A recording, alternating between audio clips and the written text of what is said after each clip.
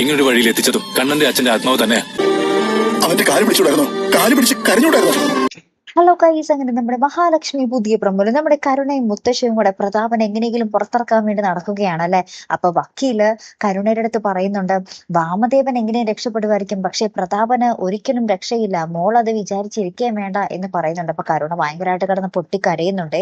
ശേഷം നമ്മുടെ കരുണ പ്രതാപനെ ജയിലിൽ പോയി കാണുന്നു, വീണ്ടും കാണുന്നു. അപ്പൊ പ്രതാപൻ പറയുന്നുണ്ട്, നിനക്ക് കണ്ണന്റെ കാലിൽ വീണ് കരഞ്ഞൂടായിരുന്നു മോളെ, മാപ്പ് ചോദിച്ചൂടായിരുന്നു എന്നൊക്കെ നമ്മുടെ പ്രതാപൻ ഇങ്ങനെ പറയുന്നൊക്കെ ഉണ്ട് കേട്ടോ. അപ്പൊ കരുണയാണെങ്കിൽ ആകപ്പാട് എന്ത് ചെയ്യണം എന്നറിയാൻ പറ്റാത്തൊരവസ്ഥയിൽ നിൽക്കുവാണ്. അപ്പുറത്ത് അനന്തു ആണെങ്കിൽ ലേഖയുടെ അടുത്ത് പറയുന്നുണ്ട്, കാര്യങ്ങൾ ഇത്രത്തോളം എത്തിച്ചത്, ഈ കേസിന്റെ ഗതി ഇത്രത്തോളം മാറ്റിമറിച്ചത് കണ്ണന്റെ അച്ഛന്റെ ആത്മാവ് തന്നെയാണ് എന്നൊക്കെ പറഞ്ഞ് അവിടെ വേറൊരു ചർച്ച നടക്കുവാണ്.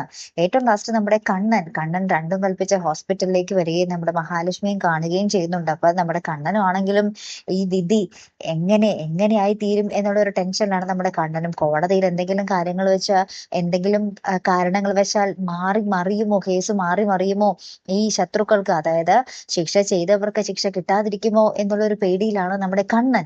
ഇനി എന്തൊക്കെയായി തീരും, എന്തൊക്കെ ട്വിസ്റ്റുകളാണ് അവിടെ സംഭവിക്കാൻ പോകുന്നത് എന്ന് കണ്ടു തന്നെ അറിയാട്ടോ. കാത്തിരിക്കാം. അടുത്തൊരു വീഡിയോയുമായി വരുന്നത് വരയ്ക്കും ഗുഡ് ബൈ.